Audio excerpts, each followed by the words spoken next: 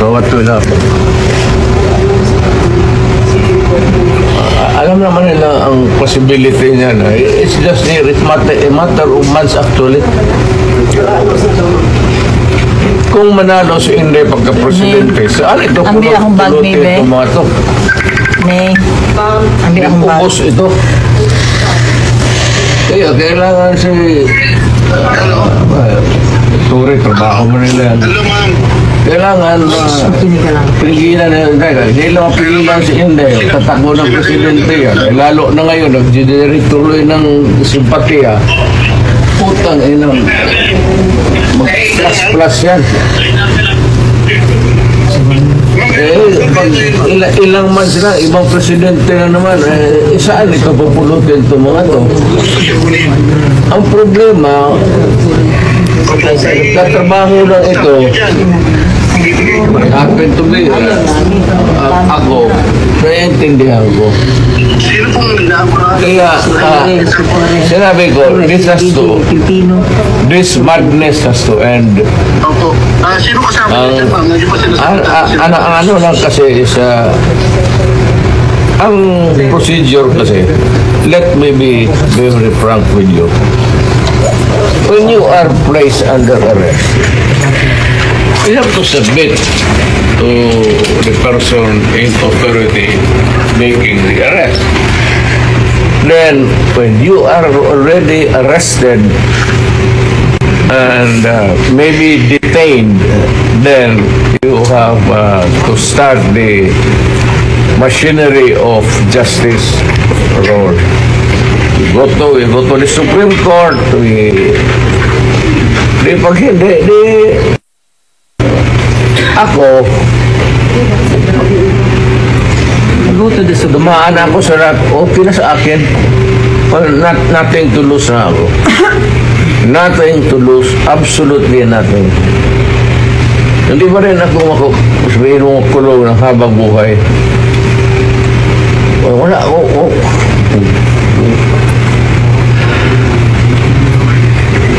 Inciting to sedition. Hindi inciting to sedition. Inciting to sedition. Kaya mag-insiman. ICC. Kalimutan niya ulit. Sahig. We are not exhibitorio sa ICC. That's what they're doing now. Hindi ako. Yan ako hindi papayag. I am a Filipino. You are all Filipino citizens.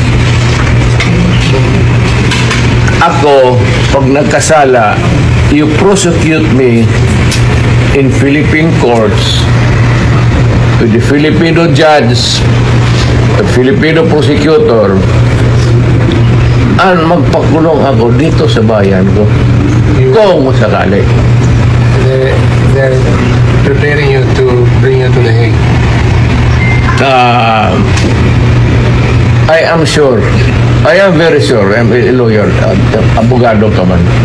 I am sure the Supreme Court will rebuke them. Baski na hindi tayo magkigay na, the Supreme Court will rebuke them. Tignan mo. Hindi pa bayad ako. Wala tayo extradition treaty.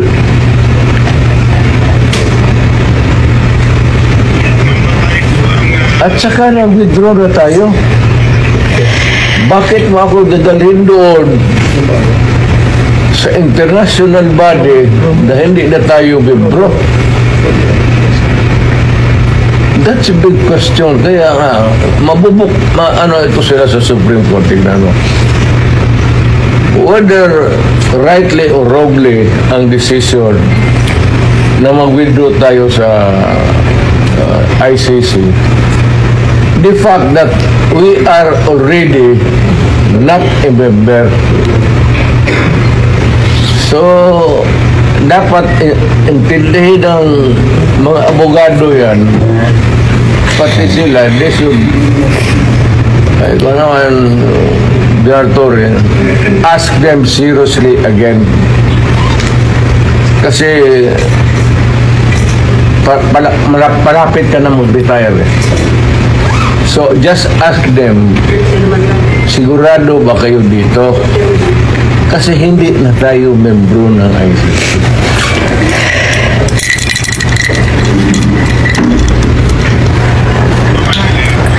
Inglesin ako.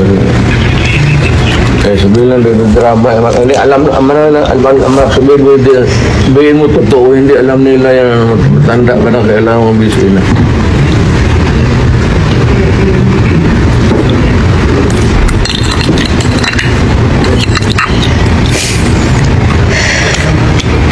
Sabihin mo sa inyo, sabihin mo sa nagdadala ng kaso dito. Sir, wagan mo sila, sabihin mo. Ano ba to?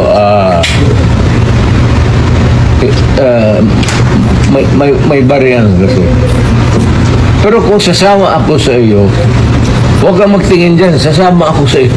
Yes, sir. Thank you, sir. Total, Maraming salamat, sir. nandito naman tayo sa government facility. Yes. So, escape is not a problem. Impossible dream. Thank you, sir. Okay naman, Porado. Ang akin lang, I might not have the chance anymore to lecture on you na the serious implications nito. Yes, sir. We have withdrawn and then you would allow me to be brought to a body of which we are no longer a member. Isa yan. Kaya sabihin mo din sa prosecutor, sabi ni Mayor, kindly ponder on this seriously. Thank you, sir. Alam mo man, nabasa mo man siguro, nag-withdraw na tayo. So, bakit mo ako dalhin doon sa international body na hindi tayo membro? Kung balang araw, per chance, kung isa sa inyo magkakaroon ng kaso at joking ko yung mga politika to, alam mo naman politika ito. Sabihin ko siguro, doon hatakin mo yan doon sa maligayahan kayo niyan.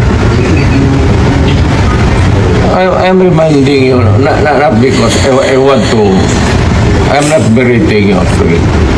I'm giving you a lecture na ponder on it seriously because magkakaroon ito ng implication. Una-una, I don't know about, but my family, lalo na si Vice President, ikaw bukas mag-presidente yan. Was-was tayong lahat dito. Or on a longer term, kung tatakbo yan, mananalo yan. Dahil nga sa ginawa ninyo tuloy, ano.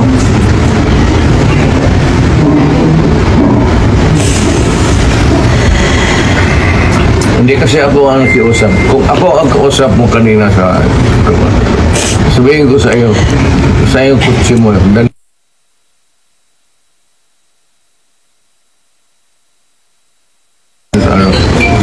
sasakay ako.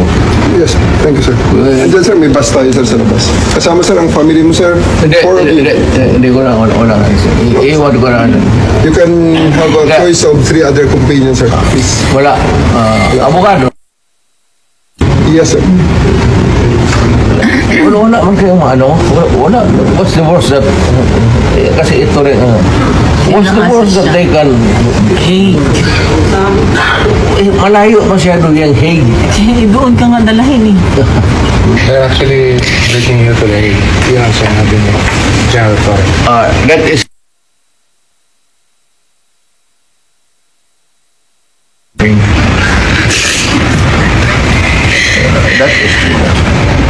Kidnapping. Could you just answer that, Mr. President, on the proper forum? Andito naman mga abogado niyo. Okay na sige. kaya nga, but sabihin mo yung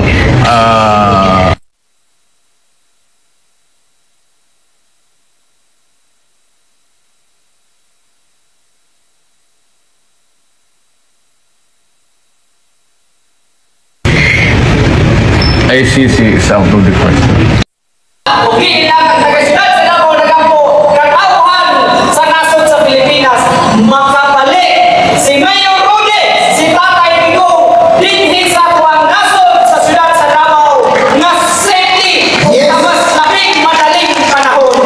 Ang kahayag sa kanila nagsimulo sa atong paglaom.